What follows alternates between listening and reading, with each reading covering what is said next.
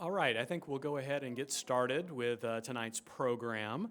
My name is Mark White. I'm the Wila Dean and Bill Saxon Director here at the Fred Jones Jr. Museum of Art, and it's my pleasure to welcome you to the opening of Between the Isms.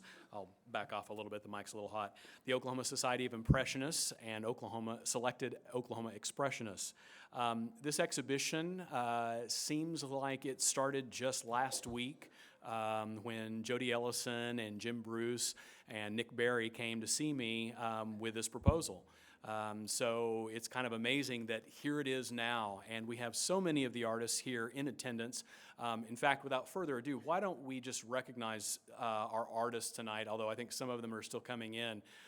If you are included in this exhibition, would you please do me the favor of standing?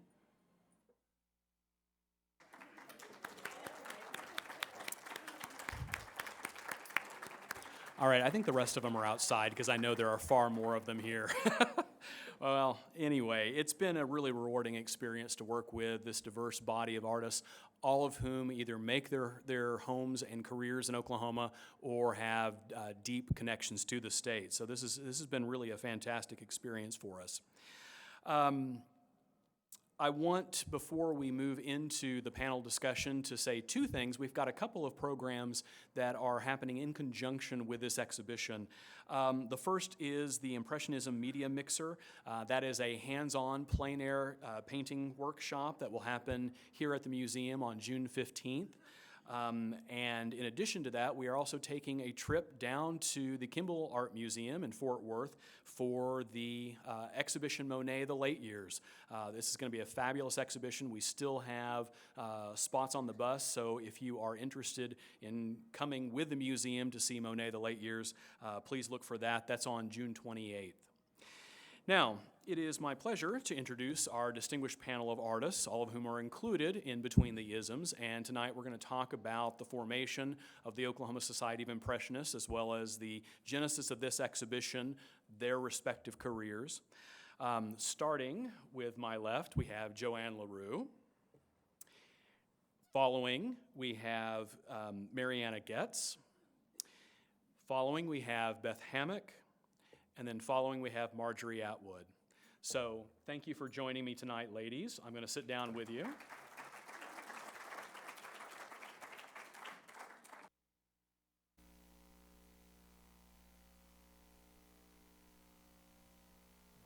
Now we're on. Okay, so for starters, let's talk about the genesis of the Oklahoma Society of Impressionists. Joanna, that may be a question that is good for you. You've been involved quite a bit. Marianna, if you want to join in on this, that's great as well. I think that's okay. I was not with the group. I can't believe they left me at home, but I was not with the group when they were out in Taos. And there were about 5 folks out there painting together, and they all painted plein air. And Jody Ellison, who's been our fearless, and I do mean fearless leader ever since, she said, you know what we ought to really do? We ought to start a society for Oklahoma Impressionists. They said, yeah, what a good idea. Why don't you go to work on that? So Jody and these 4 or 5 other folks that were out there painting around, everybody, artists are crazy about Taos. So at that time, that was the genesis, and that's when it started. A few years later, they were looking around in dark places and crannies and behind barns, and they found me, and I joined their group, and I've been with them ever since. And they just kept me on. If you moved to Tucson, oh, that's all right. You came from here. We'll count you in. No, Jody. And over the years, I've really tried to resign. She said, no, you will. And as Mark would be glad to testify, when she got down here and started talking with him about the show, he was dead meat. Because Jody she gets right into the program, doesn't she? She was very persuasive. Yes, she was. I think Jody felt that this particular museum, because of its early start, and because of its wonderful French Impressionist collection that they were given, was a natural, we had a natural connection for it because we also were all Impressionists. And so I can't even tell you how thrilled she was and how the rest of the guys were when they found out that we had been invited to be in this show. And as you all can see, what a fabulous place to showcase your work. We are absolutely ecstatic, hysterical, and crazy over the idea that we are showing in this fabulous museum. Well, thank you. It's fantastic to have you all here, and I would agree. This museum has always had a strong connection to the art and art history of Oklahoma, and this is a group that, to my knowledge, we have not shown recently, if ever, so it was overdue. So we're very happy to have all of you here. It really kind of fills out, I think, a piece of our exhibition schedule that is missing, and of course the presence of the Weizenhofer collection also makes it a natural. So I think it was a great collaboration. Now, let's talk about the genesis of the exhibition, because obviously it features the Oklahoma Society of Impressionists, but it's not limited to the OSI. It obviously includes a good number of artists that we're referring to by the general term expressionists, although that's kind of a very loose term. Beth Marjorie, would you like to talk about the presence of your work and some of the other artists in this show? We are very humbled, those of us that are the newcomers. We literally were asked probably 4 years ago or 5 to join this well-known group of professional artists. And when you do abstract, sometimes you question your own ability to be in a museum because you wonder if you're just too far out for anybody to understand what you do.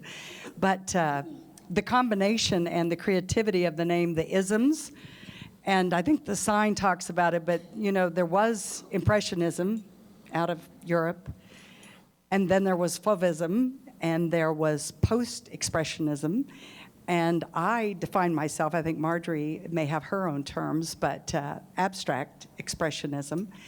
But at the heart of all of it, the ism is the ability to get loose and free with your brushstrokes and let loose color and let loose light and get out of the world of tightness. And I was curious, just how many of you are artists, either professional or non-professional? If you would raise your hand, it would help us know. Yeah, a lot of you are not willing to really raise your hand up there. Yeah, that all of Dennis's class right there. It's like they gave us permission. I think the people that were early on to Impressionism just said, here's some permission to go into areas of art that have never been explored. So for most of us, every time I start a canvas, it's brand new. I don't even know where the journey's going to go. But Marjorie's view may be a little more controlled. Yeah, I always thought of myself as this artist spirit, very freewheeling and color and different materials. And then I'm looking at my work and I'm realizing, I do a lot of gold leaf work. And so there's the grid of the leaf, but then I also use that as a compositional structured thing, so. Well, I think one thing that unifies the entire group is the interest in improvisation. Plein air painting is in part about improvising. You go out into nature, you sit down and produce something. You don't necessarily think about it a lot ahead of time. And I would say that would be the case with many of the expressionists, to use the term.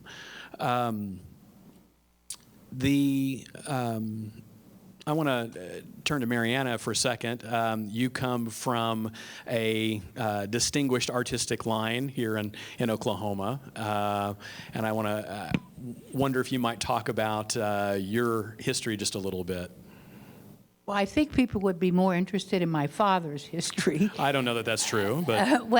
Beth and I were talking about this, and I told her that I was so gratified to see the abstract people and the Impressionists exhibiting together, because when I was growing up in Oklahoma City, the two factions warred, and my dad was the head of the realistic brigade. Yeah. And he broke away from the Art Center and started his own group called the Oklahoma Museum of Conservative Art.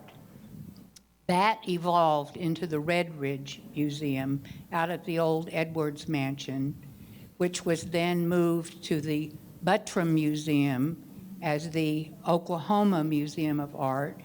And my understanding is that the Oklahoma City Museum now owns the Buttram Mansion, and they're using that as sort of like a satellite gallery.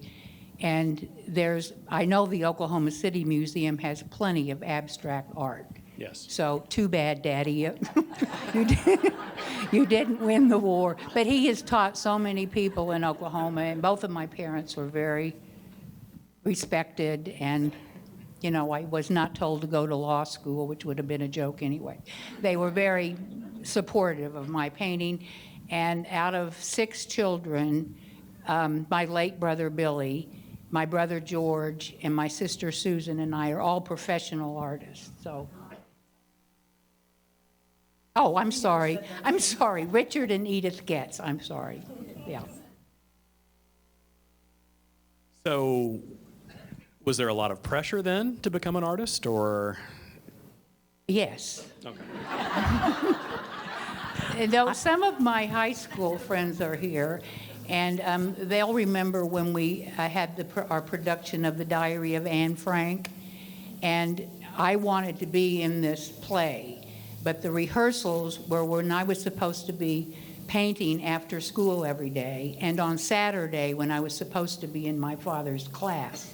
So he said, absolutely, you're not being in that play, and my mother once again came to the rescue. So I was able to be in the play. But yeah, there was a lot of pressure. Well, and Joanne, you have a story about Marianna's father. Well, I do. Oh, make sure you...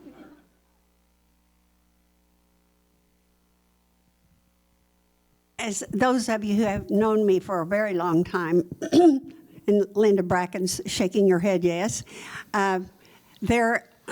there's just a little bit of a renegade in me, and kind of a smart alecky. I know I can do this, even if I can't. I still think I can. So I just painted by the seat of my pants, and it absolutely devastated Dick Getz. He was just, I was just like a sticker in the bottom of his foot. And one time, Norman Wilkes had a show for me, and Norman was a very persuasive salesperson, and he sold a bunch of a number of paintings. And it was heard, and it was passed on to me, of course, that Dick Getz came and looked at the show, and he said, I don't understand this. This woman does not even use any mauves or purples in her shadows. She's the worst artist I ever saw. So, of course, the word got back to me, and I was telling Marianna that story a while ago, and she said, that doesn't surprise me a bit. He was jealous. Oh, yeah. And you use purple now, right? Yeah, I did. Okay. So there you can check for yourself in the gallery. So, I want to talk about the sort of interesting juxtaposition of the artist, because I think, as Marianna has alluded to, in the history of Oklahoma, the different isms would not necessarily show together. And it was the idea, I think, initially when Jody and Jim and Nick came to see me, that we wanted to do something different with this exhibition, because obviously the OSI had exhibited together quite a bit in this state in the last couple of years, and I don't think any of us wanted to repeat one of those shows.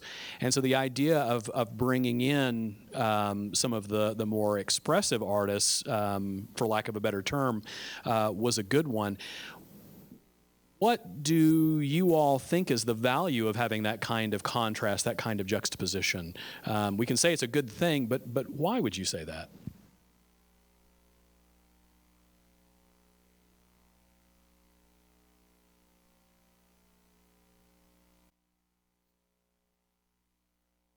we go.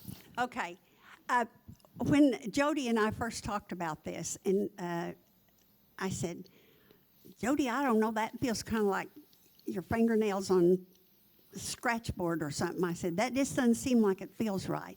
And then the more that I thought about it, so that people could come and see highly contrasted, usually non-objective versus whatever we're standing outside painting and looking at as an impressionist. We're trying to create the impression of that subject matter. And Daniel Webster says, and I quote him, "The definition of expressionism is a style of painting in which the artist seeks to express emotional experience rather than an impression of the external world." But I would like to address that in a different manner. When one paints out of doors and in plein air, as you all know, means in the plain, fresh air, which was a French term that was coined, I believe, by those early guys. You either have a wonderful day, the sun shining, the birds are singing, you found a good spot, you've got a subject matter that you like, and the only change in the day is when the sun moves across and your shadow changes. Purple shadow at that. And so the contrast of that is you are standing outside, you are at the absolute presence of all the elements, and you may have birds tweeting, but they're usually squawking, crows. You have bugs biting you. You have gusts of wind. I was painting with Ken Backus in Venice, and we were all hooked down tight. It's all of us to the dock that we were standing on, and a gust of wind came. It looked like a perfect day, and a puff came through. It blew his entire canvas, his painting, his easel, all of his paints, and turpentine into the water. And of course, that kind of stuff happens all the time. And when that kind of thing happens, we have a lot of expressionism in our paintings. That's hard to top, I tell you. That is priceless. I think in defense of those of us that took it to the next level is what I call the expressionism. I think we had to start out with that same history. So if anybody's confused, most of us did realism, or at least my early years were professionally charcoals and people. I always wanted to be Nikolai Fechin. And how many of you love? Yes. And they have them somewhere in this museum, sometimes behind the locked caverns, but they're here. Upstairs. Okay. Well, and it was those experiences. I remember just what Joanne said when I was in classes and did plein air. It was not the best of days. And you're right, the sun changes, the heat comes in Oklahoma. I mean, realistically, you can't get much done. And my model is Claude Monet, who had that same beginning, but what did he end up doing in his late years? He is in a studio with very large canvases, which I find free you up. You're no longer tight if you're past 16 by 20 inches. You have to kind of get a little rougher and a little freer. And then it's hard to explain, but I think you can see it from William de Kooning and some of the early painters. It was all about the experience. And yes, the bugs can be part of it, but if you're inside and you're getting an experience, mine's primed by music. Music can take me from peace and quiet to all of a sudden I play shuffle on my iPod. So all the music will vary, and I just go with the flow. And in a world that is very digitized right now, where everybody's hooked on a teeny little hand phone, which breaks my heart for society, I think the one thing that those of you that are artists, we see the world like it really should be, could be, with the rain, without the rain, but doing it inside, outside is almost mute now. It's just all about the creativity and the experience. And I know that I have a teacher, a famous teacher here, Dennis Johnson, and you could stand up just for 2 seconds. If you've ever been a student of Dennis, raise your hand. There's a whole lot of them in here. They're all the way up to the back. But he is a full, and he's in the show, just in case there's a question about that, but he has dedicated his whole life to art, and teaching is probably the most steady income part of being a professional male artist. But I watched his realism, and then he would demonstrate his abstraction, and my heart would beat hard because I could see in what he was demonstrating how liberating it was. There was not tightness. And those of you that have been in class with Dennis, I know you worry about making mistakes, and you got to get over it and take a risk and let the risk be the best part of what you just created. And the secret is you got to know that mistake turned into something really good. And I think you taught that to us, so thank you. But we'll get back to more of you on Dennis later. I also teach in Tulsa at the Tulsa Girls Art School. And one of the things that I'm always telling them is it's ain't over it. And in my studio, my work practice I'll work on like anywhere from 5 to 8 paintings at the same time. I work in oils, and you'll do a layer, it has to dry, and so I just have them all lined up, and sometimes I refer to it as how to make ADD work for you. But I also have a section, I have a really big, my studio, I mean, it's not huge, but it's got really tall ceilings. I'm in the Historic District, Kendall Whittier, and I have a storefront, and I have a section where I've written on the wall in chalk, problem children. So it's like all those paintings where you start out feeling like you know exactly where you're going, and then you're suddenly like, why does that suck?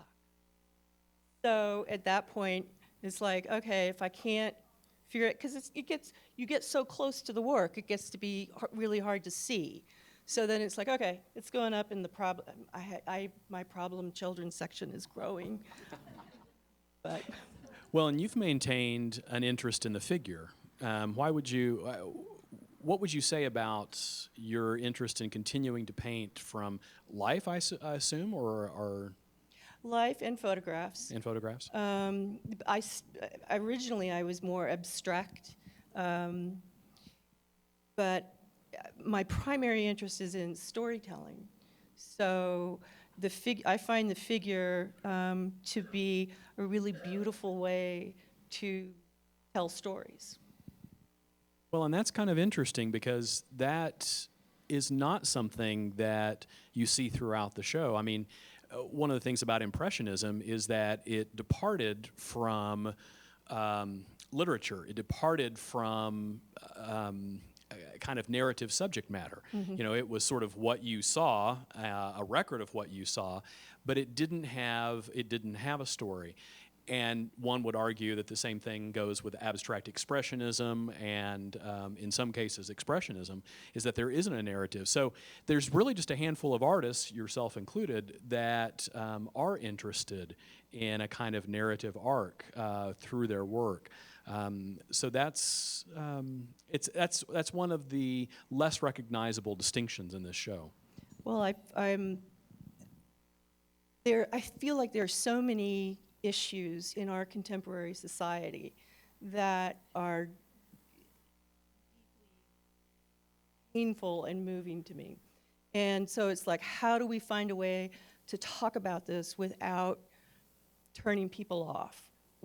How do we create something that can serve as a touchstone, but still be something that's beautiful to look at? For example, I went to college in New York, and I studied with Ansei Uchima, who is a well-known Japanese printmaker. So his aesthetic has informed a lot of what I do. And I started, my mother has Alzheimer's, and so I started, really thinking about what happens with memory and how we know ourselves and how we identify and recreate ourselves. And so I also was a philosophy major. So Heraclitus's argument of never being able to step into the same river twice, I thought served as a really beautiful metaphor for dealing with issues of dementia and Alzheimer's. So I used Hiroshige's wave pattern to kind of reference that idea, and then juxtapose that with figures that might tell part of that story. Well, and that leads me to one of the questions that I wanted to ask for the group, so this is a great time to ask it. Influences. I mean, we can make some obvious assumptions about your influences, but I think it's more interesting to hear it from you all. Who is it that motivates you to paint? Marianna, why don't you start? No, that's cheating. You gotta go further than that. No, well, I'm an impressionist, and I think everybody in our group would say that Monet was probably the quintessential impressionist and the one that affected us the most.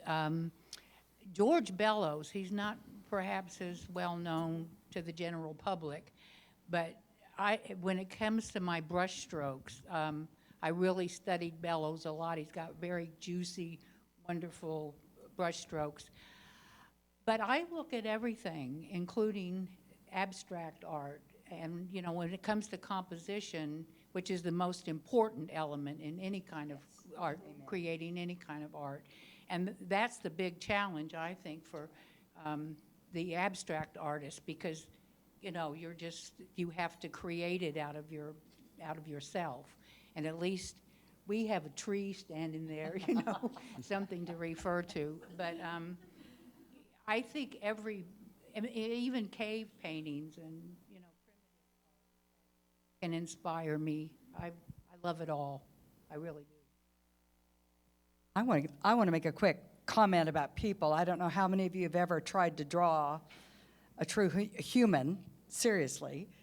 It is the hardest of all of art. And I know my background was in years and years of life drawing, and I still try to go in Oklahoma City and participate in that, because if you mess up a nose or an eye or an expression, everybody knows that's screwed up and that's wrong. Problem children, yeah, they become problem children very quick. And those of you that have attempted a serious painting of a person know that. But by the same token, the impact and power, and I do incorporate people, it's just sometimes they get covered up in the process. But I do think that kind of girds everything I do, and that's linear drawing. And one thing that's going on, it's very popular to be abstract, very in vogue to have abstraction in modern homes today. But it was always my experience, Picasso produced tremendous, valuable realism first in all that he did, and he progressed through that, which is what I identify with. I have been there, and I love that. And I kind of have a left brain, right brain situation where I have to go back to the realism in my drawing to stay as an active abstractionist. I can't let it go. I still paint realism. And probably if you call me up in a year or two, I might look totally different. But it is a good balance to be able to do both. And the people are the ultimate challenge. Well, and you mentioned Willem de Kooning earlier, and de Kooning was an artist that successfully bridged figure painting with abstract expressionism. And most people would argue that even in some of de Kooning's most abstract work, there's always a subject there. And some would even say that of Jackson Pollock. So the idea that you begin with a figure, or you're still beginning with a subject, something that you have experienced, makes perfect sense. Well, I also think it's about having control, in that you're not doing abstraction because you can't do this. You're doing abstraction because you're controlling it. And I also have to say, I took an abstract workshop with an artist from Taos. It was really, really hard. I kept wanting to.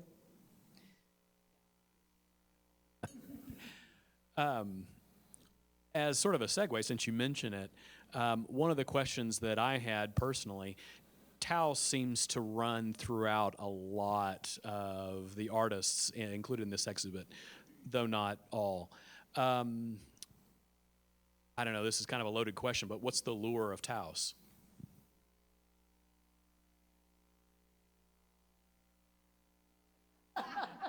Well, that was going to be another question of mine, was fetching, but let's talk about Taos first.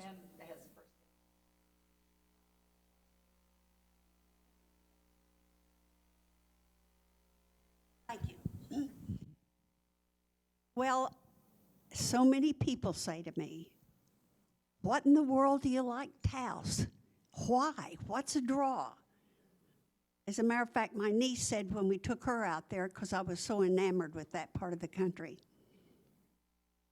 she said, "The people are brown, the houses are brown, the dirt is brown." She said, "Even the mountains sometimes look brown. I don't understand why you like this, Aunt Joanne." So, but Taos has some kind of allure that is, part of it is the fabulous light out there. It seems so clean and so just right. And when you, of course, you've got your three cultures out there. Your Indian Pueblo, which has been there forever, and the Hispanic element, which actually kind of, they're the settlers and have run the town. And then you've got your Johnny-come-latelys who are going to make big golf courses, and we're going to really fix this town up. And guess what? You don't fix Taos. Taos is already just like it is. And artists love the light, they love the feeling, they love the atmosphere. And when we drive out there and come up that valley from Santa Fe, which is very chic and fixed up and reconstructed, you come up that valley, and when we come over the hill from Pilar's community, and I say, "There it is, Bob." And Bob goes, "What?" I said, "There it is." That's Taos right there. It's magnificent. Look at it.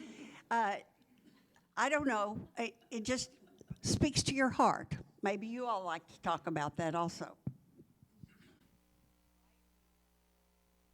I haven't painted in Taos very much. I live in Woodstock now, New York, which is another famous art colony.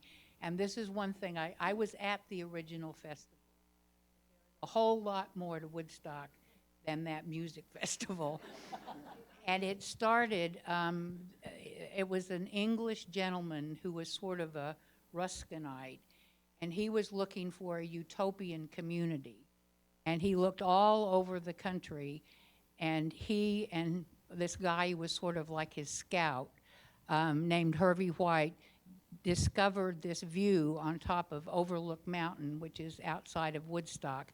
And he developed what was more of an arts and crafts community. It wasn't so much focused on fine art as in craftsmanship. But he was a very conservative man, and this Hervey White was a socialist. They were completely different politically. And finally, Hervey White got frustrated with Mr. Whitehead and started his own art colony, which he called the Maverick. And these were more oil painters, and many, many famous artists grew out of Woodstock. But the guy who did the Woodstock Festival, Michael Lang, the famous one, he based it on these galas that the Maverick artists would have every summer. They had the music and dancing and drinking, and it was a great big celebration. And so there is a connection between the actual art colony and the famous. And again, just as Joanne said, the allure of Woodstock is the landscape. It's just beautiful. The Catskill Mountains are gorgeous, and Taos is the light. And there are a lot of fascinating connections between the art colony in Woodstock and Taos. So, George Bellows, for instance, Robert Henry, John Sloan, Andrew know your Gosberg. stuff. Huh?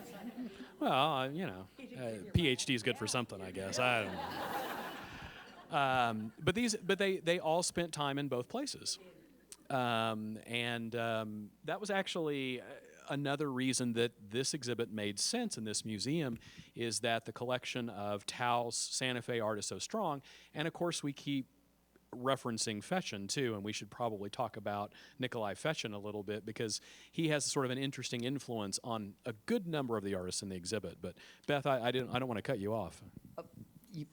That's hard to do. I don't know. I hope the crowd knows. If you don't know, Google Nikolai Fechin, the Russian that came over his style, which to me is why I end up abstract. It's just globs of paint. He'll hit the face and get the face beautifully expressed with the perfect highlight in that face, and then all around it is abstraction, honestly, if you study it.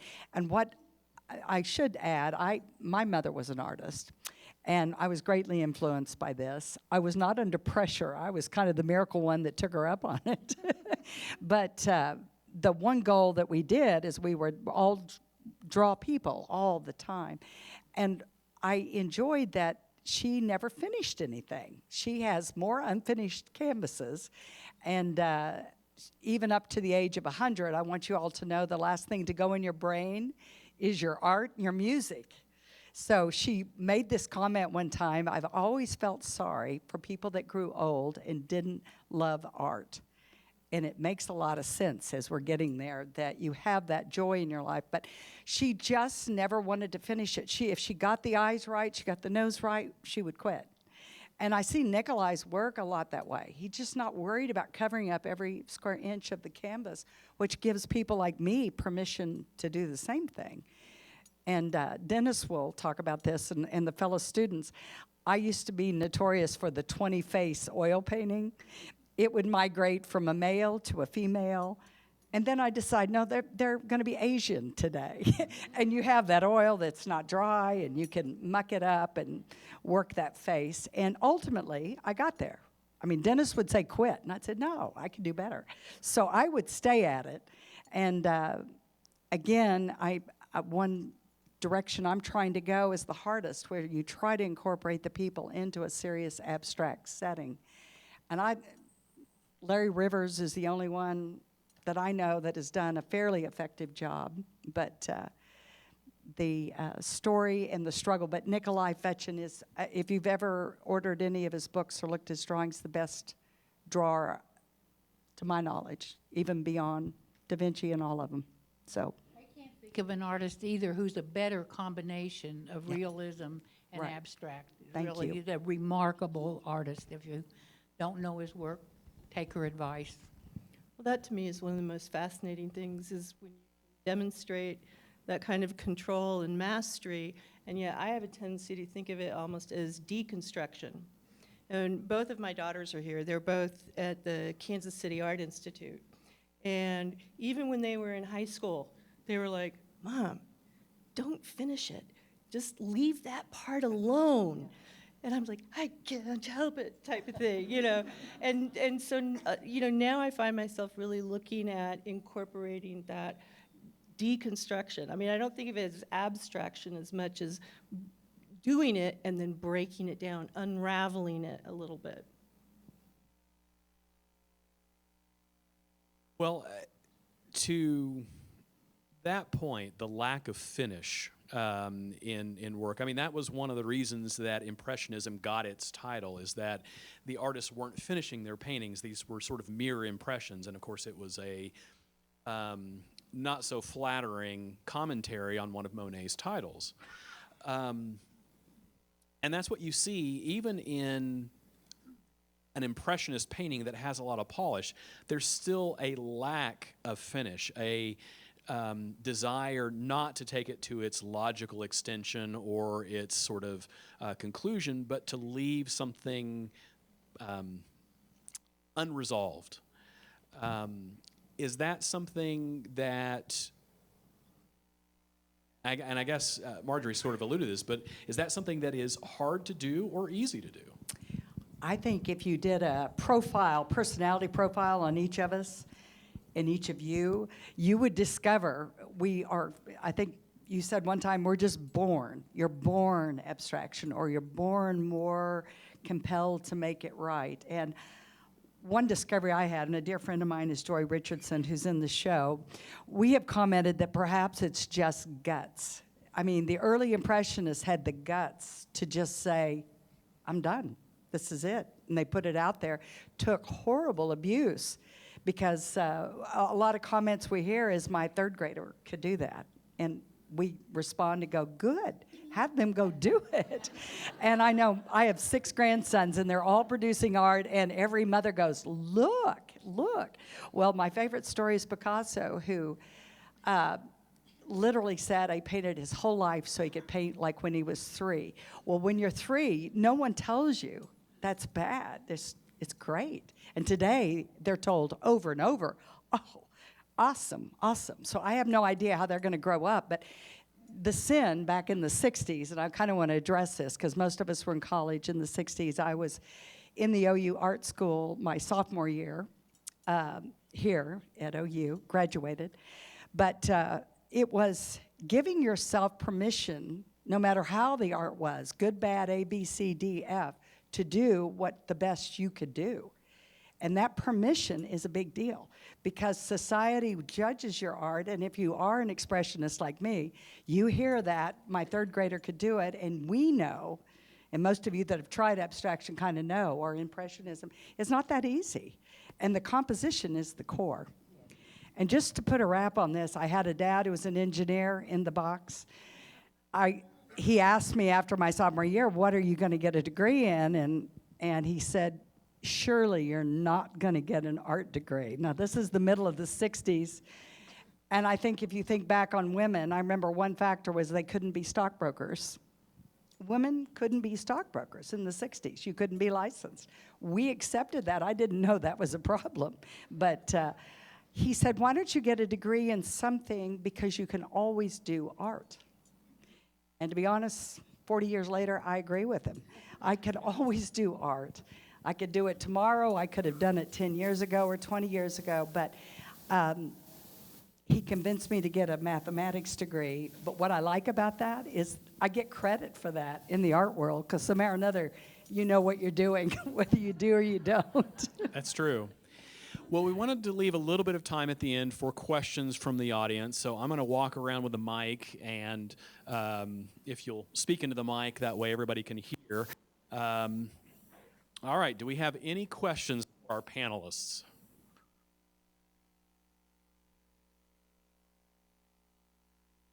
I'd like to hear. Should be on. I'd like to hear from each of you, how much do you care whether anyone likes your work or not? Why do you care? I know some of you are saying, well, of course I want to sell it. I want to make money. Well, but on the other hand, there's other ways to make money. Why don't you just paint and just love it? And that's what I'd like to hear from each of you. How much do you really care whether people love your work or whether they think it's just trash? Desperately. Well, how do you like to eat?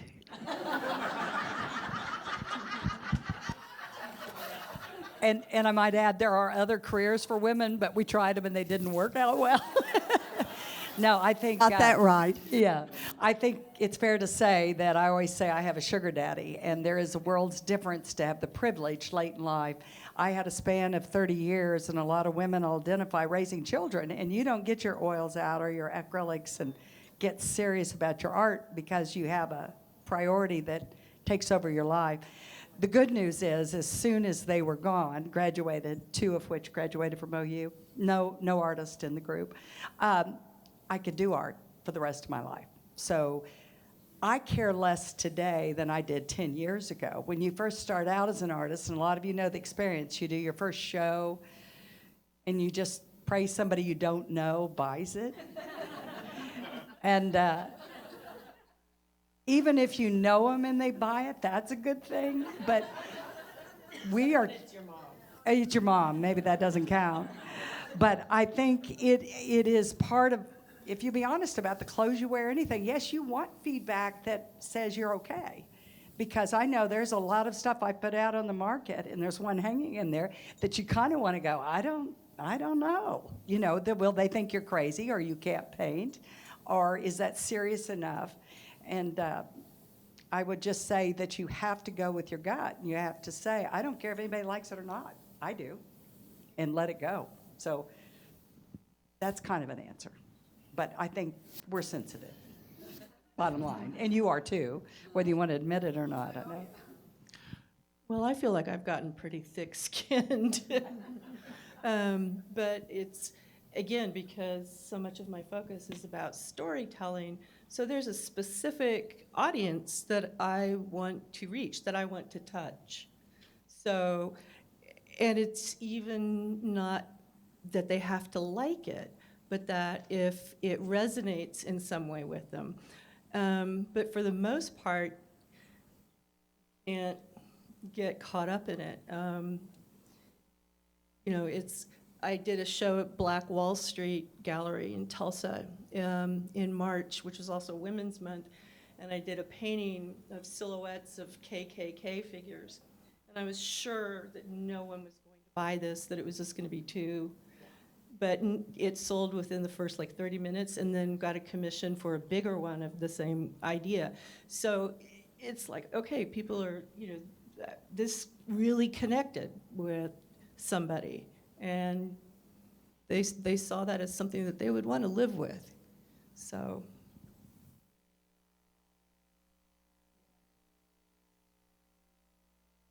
Any other questions?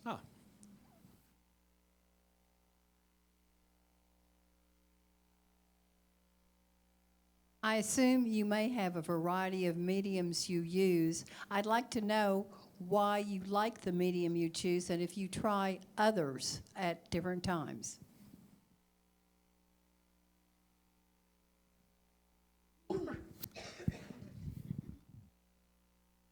We should ask Joy what she likes.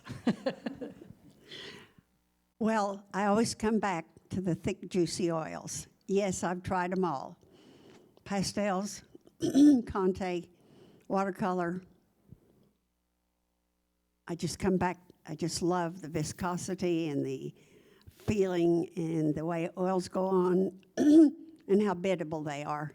If you can get your mind and your heart and your hand all going in the same direction, they'll go for you.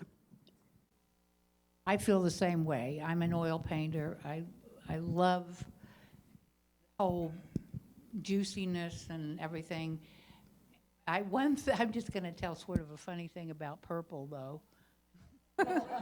No, my favorite color is dioxazine purple, and it's not even an expensive color, but it is so virile. You just use a little tiny bit of it, and you can cover a huge area. And this is another thing that goes back to my parents. I started painting when I was about 13, and I had dioxazine purple on everything, the telephone, the toilet handle, everything. But I love oils. I would think the Getz household would have oil everywhere Yeah, with yes. 6 kids and 2 parents that are artists. Great story. I work in both mediums, and it was a wise suggestion. Again, I give Dennis credit for it. They're both totally different, and if you quit on one, you forget how to handle it. I don't have a lot of patience.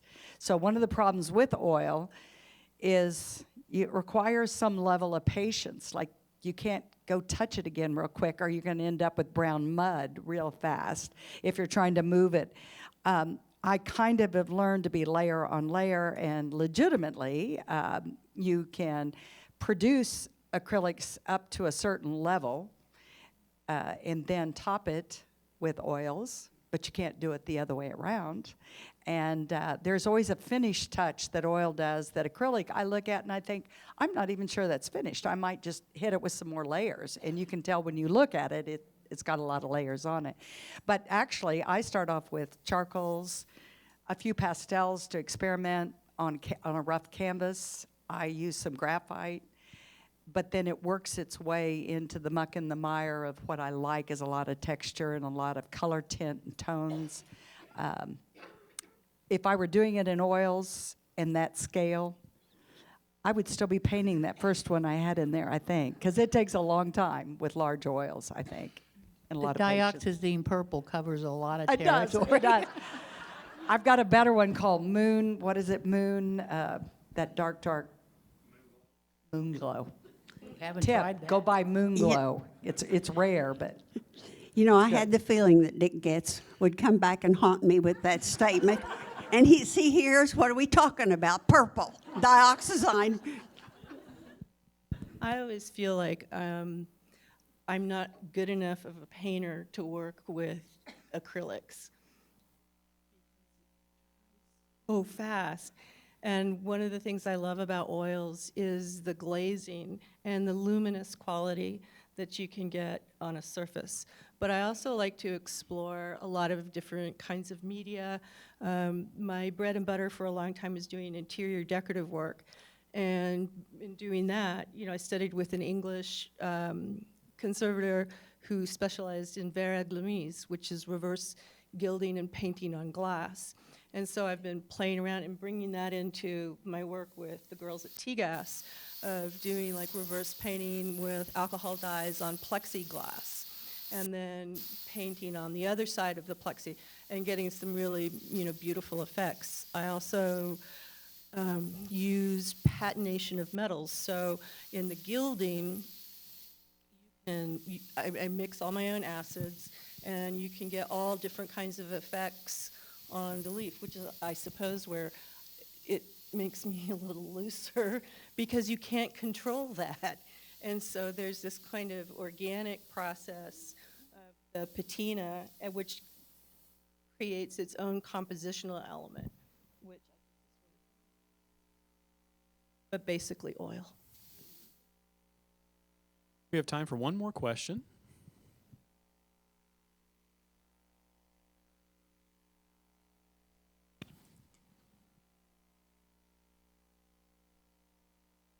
Well, thank you for coming tonight. I was the lady, Beth, her name's Beth, same as mine.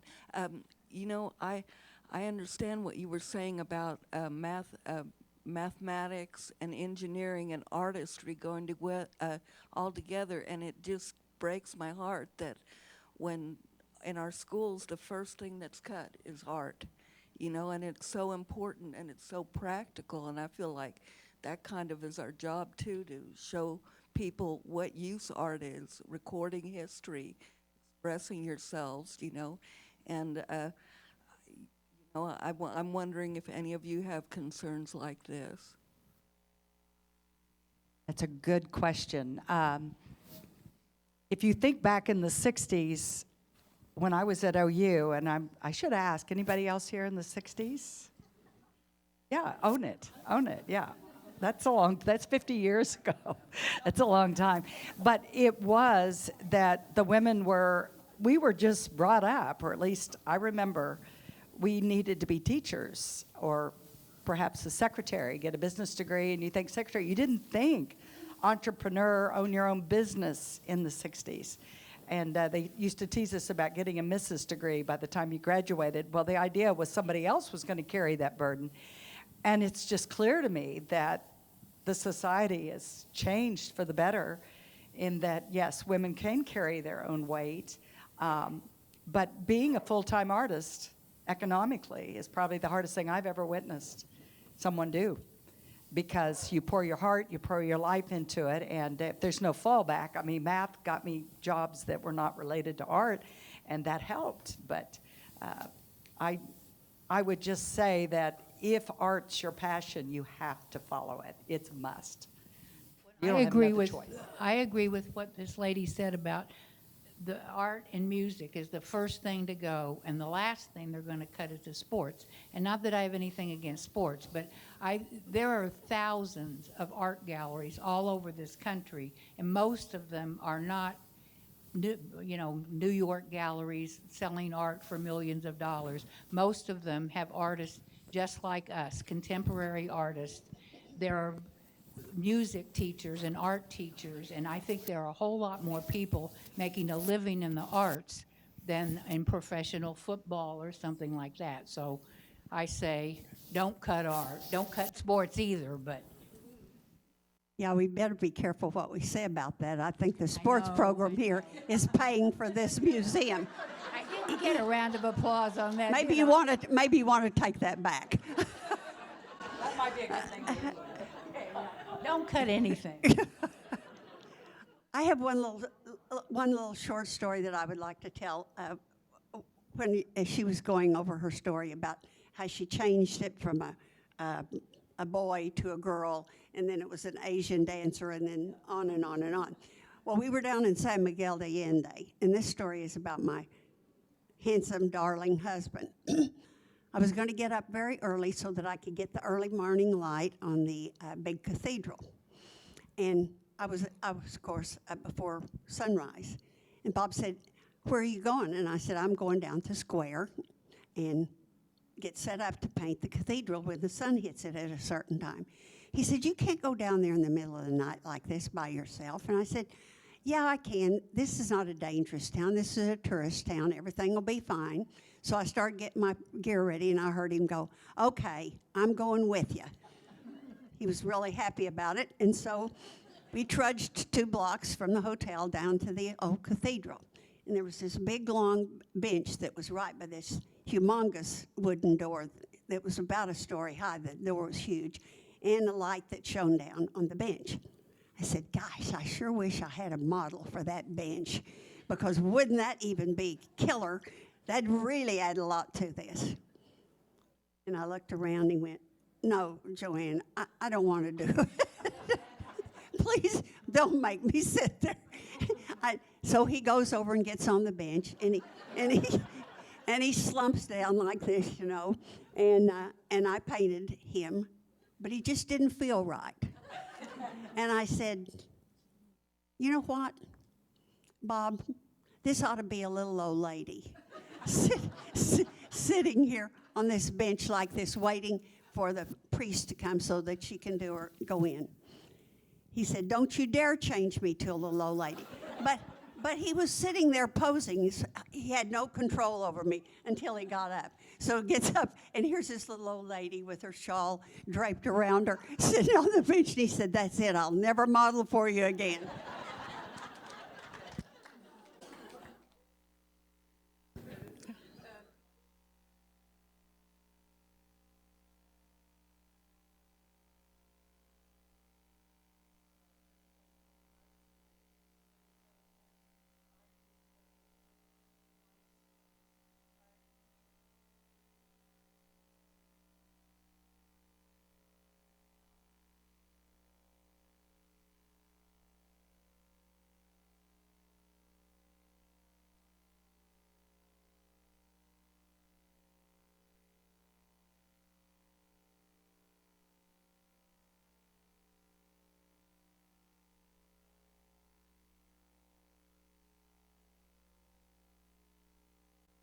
Well, that's a great place to conclude. Let's thank our panel: Marjorie Atwood, Beth Hammock, Marianna Getz, and Joanne LaRue. Now, before we go back to the reception, the moment that everyone is waiting for, I'm sure, the raffling of the pieces Vista by Joy Richardson and Synapse by Beth Hammock. First, I want to thank both Joy and Beth for graciously donating their beautiful work. Thank you both. Second, the museum would like to thank KOCO, specifically Anita Curry from Hearst Media, for facilitating the raffle on our behalf. Yeah, thank you. All right, now without further ado, the winners of the KOCO art raffle for Beth Hammock's Synapse. The winner is Gregory Riddle. For Joy Richardson's Vista, the winner is Julia Norlin. So congratulations, you're walking away with 2 fantastic paintings.